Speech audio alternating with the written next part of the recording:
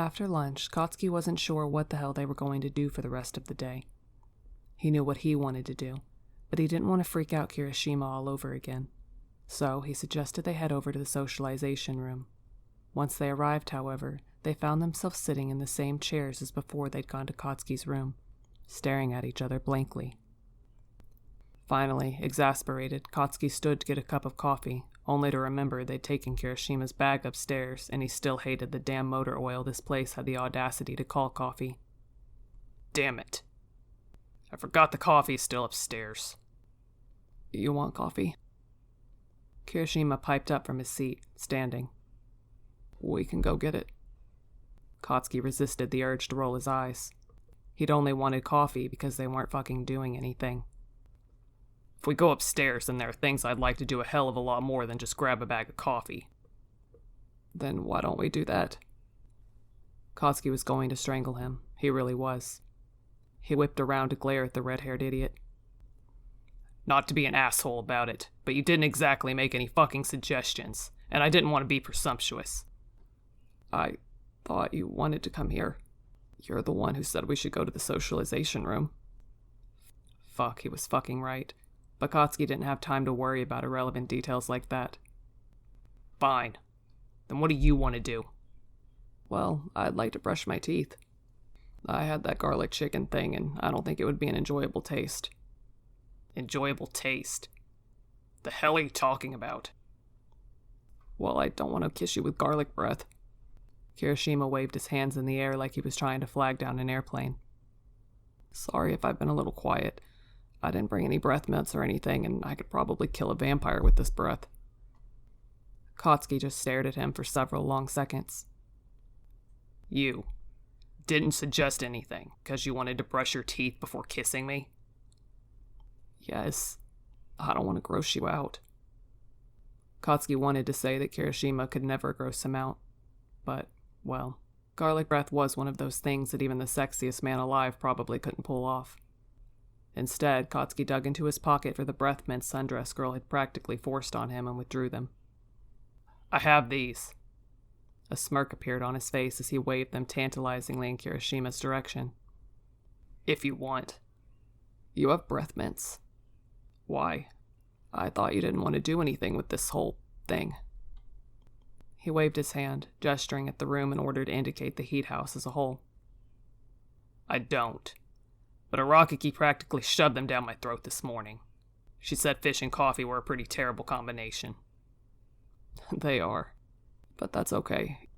You weren't planning on kissing anyone yesterday, so I can't exactly fault you for that one.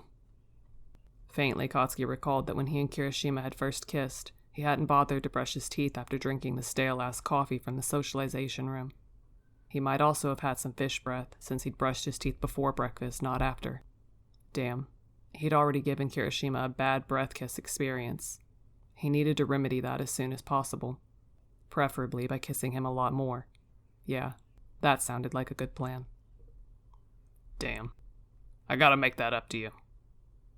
Don't worry. I intend to make sure I get enough kisses from you that the memory of a bad breath kiss becomes a very faint memory. Kirishima told him with a wide, guileless smile that stole Katsuki's breath away. How the hell could he say something that sounded vaguely rude, and make it feel like he was trying to fucking seduce him? It didn't seem like it should be physically possible, but he was fucking doing it. I have an extra toothbrush in my room. We can get started on that whenever you want. Now sounds like a good time to me. Fuck yeah. Let's do this. He hadn't expected Bakugou to have an extra toothbrush, even if it was just one of those weird ones that came in a package like at hotels. Still, it worked well enough, and Ichiro was happy to use it. He was glad for the mouthwash too, though that was actually Bakugou's personal mouthwash which he'd brought with him.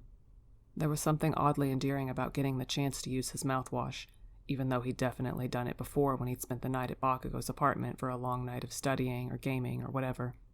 It felt different now, though, because it wasn't just Bakugou's mouthwash. It was Bakugou's mouthwash that he was using to clean up his mouth so that he could kiss Bakugou, which somehow made it feel 1,000 times more sexy than just borrowing mouthwash from your bro. He didn't know why it felt different, it just did. Bakugou used the mouthwash too, which was funny to Ichiro for some reason, Again, he couldn't exactly decide why it was funny, it just was. Maybe everything felt funny and different because there was a new context for doing the same things. He liked that. It made everything feel more exciting somehow. Even if it was just mouthwash, he considered saying something about it to Bakugou, but thought better of it, mostly because he'd figured that Bakugou wouldn't get it.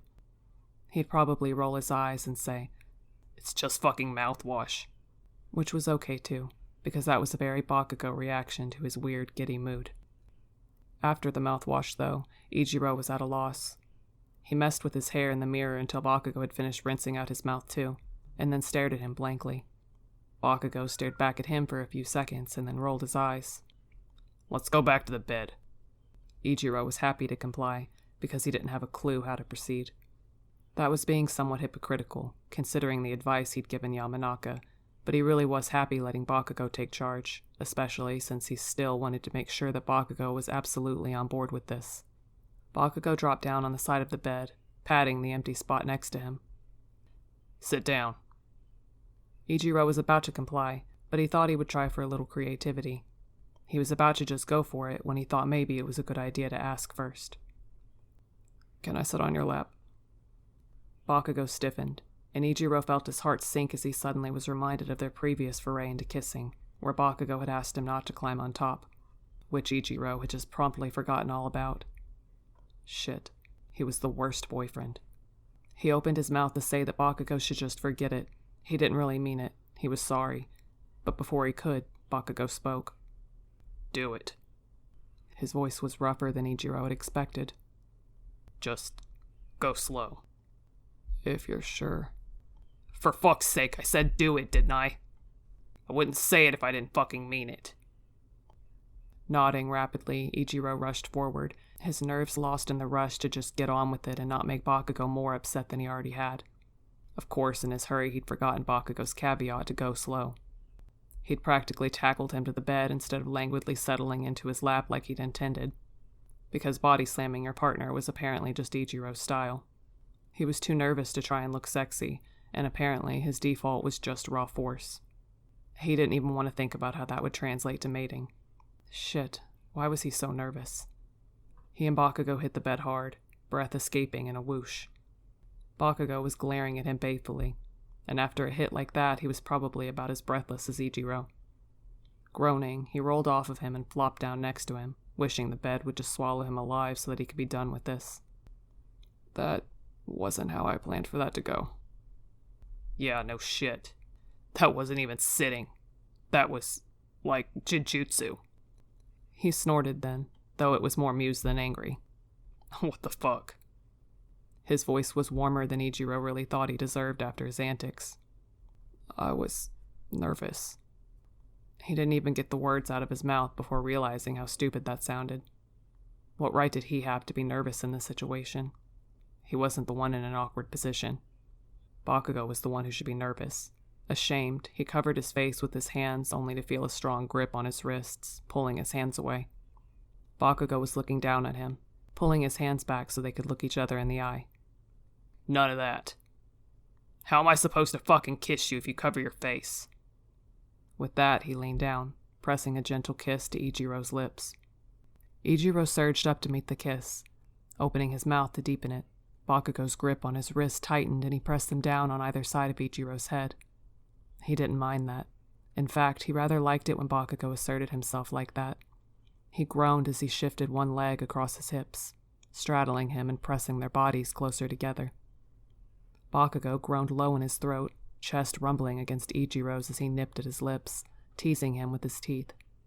Ichiro bucked up under Bakugou, his body coming alive, his skin prickling with heightened sensitivity. Releasing one wrist, Bakugou slid a hand up under Ichiro's shirt, his warm palm dragging up the side of his ribs, drawing an instinctive tensing from him at the motion. Bakugou paused, a sinister grin sliding across his features as his eyes narrowed.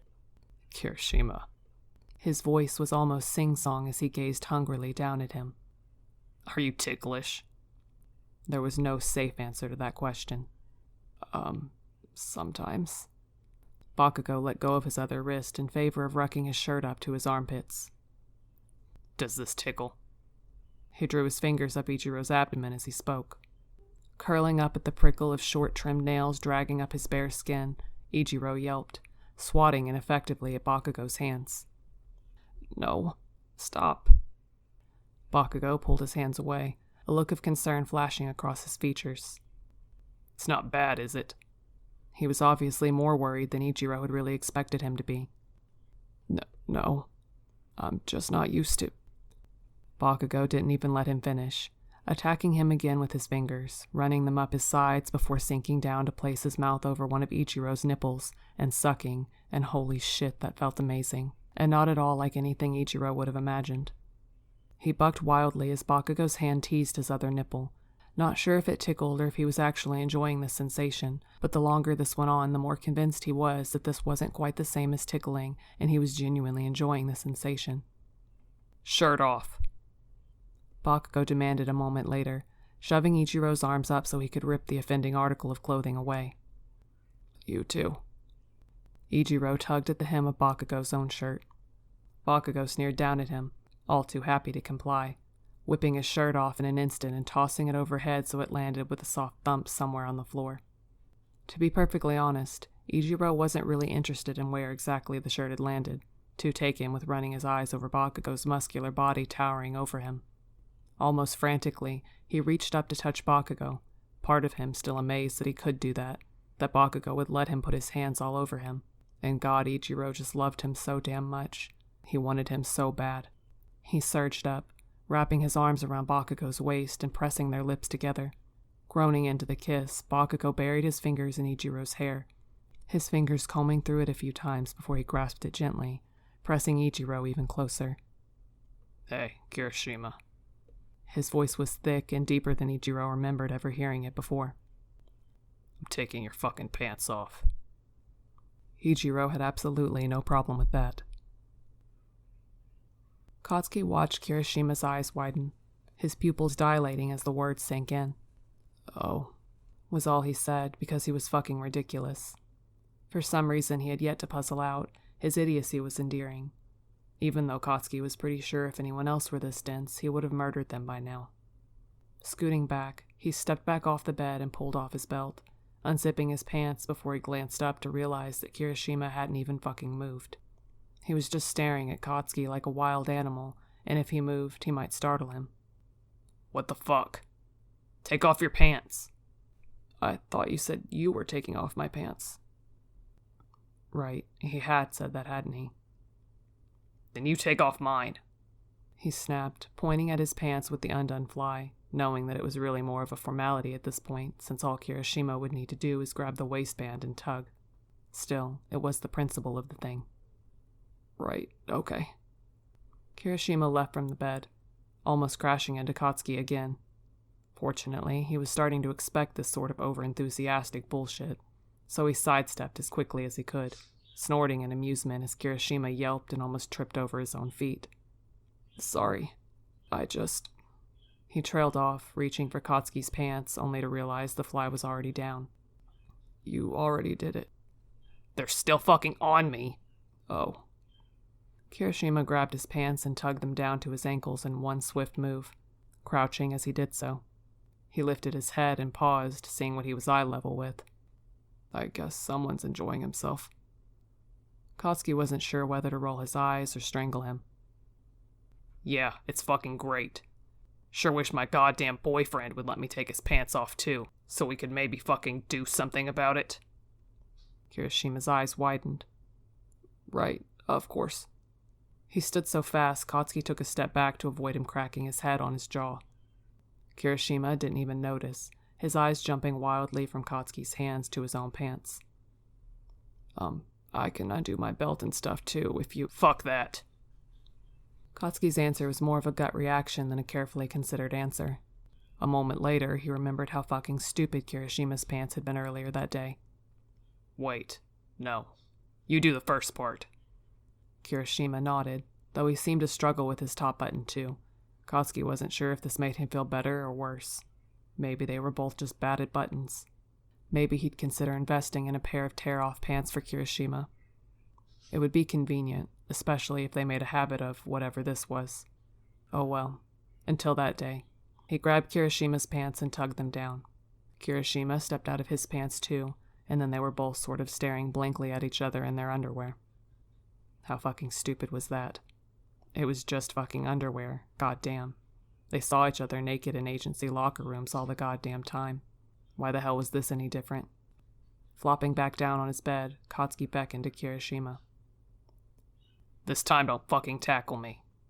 Kirishima nodded jerkily, but he clambered onto the bed and settled himself gently in Katsuki's lap. Fuck, it felt good.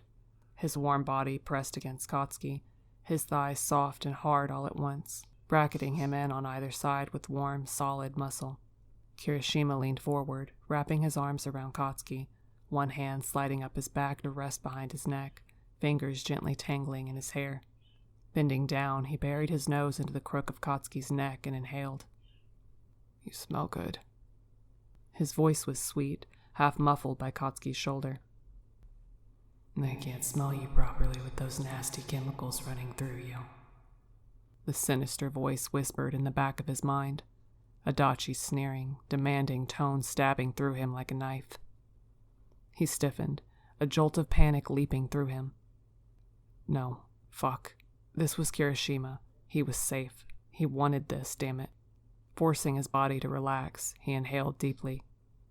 The scent, Kirishima's scent, danced through his senses, a warm, protective scent that felt like patience and care and devotion and everything Katsuki had wanted from him for so damn long.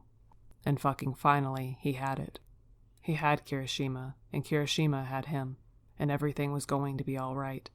A whine building in his throat, Katsuki tipped his head back, allowing Kirishima more access to his throat, to his mating gland. Kirishima responded, pressing closer to him, pressing his lips gently to the sensitive spot before whispering, "You okay with this?" Groaning, Katsuki nodded. "Fucking do it." He was amazed that Kirishima somehow understood exactly what he meant, because he gently licked a stripe up the side of his neck. For a moment, the sensation tore at him, his body beginning to shake, and Kirishima pulled away. Fuck that. Katsuki had said to do that. He fucking wanted Kirishima there. He didn't want to remember anyone but Kirishima. He took another breath, filling his lungs, and opened his eyes to glare at him. "Do it." Kirishima swallowed hard, his eyes wide with concern. But he nodded seriously, his hand carefully dipping to run a thumb along Katsuki's throat as he placed his lips on that sweet spot and sucked gently. The sensation leaped and crackled like dancing flames through him, his whole body reacting physically to the ministrations. Fuck, it felt amazing. Almost too much, the sensation curling through him almost like a living creature, shaking him to his very core and drawing up sensations and memories that he didn't want to be a part of this. Furiously, almost desperately, Katsuki focused on breathing, on trusting, on feeling safe. It took a long time. He wasn't sure how long, but little by little he could feel his body relax, felt the stiffness and the fury and the terror subside. He could feel Kirishima's softness, the care with which he touched him, as if he was something precious and desirable. Finally, it was like some hard, dark part of him was pried open, and he could feel the dark, filthy feeling of Adachi being peeled away with every soft touch and gentle murmur that Kirishima offered, as he pressed his lips to Katsuki's throat, his jaw, his cheek, his forehead, and finally, his lips. Katsuki melted into that kiss, breathing in the smell of Kirishima and feeling the tension that he hadn't even realized he was carrying begin to fall away, leaving him feeling lighter, freer than he had in what felt like eons. And if a tear or two fucking crawled from the corners of his eyes when he wasn't paying attention, well, Kirishima was smart enough not to say a goddamn thing about it.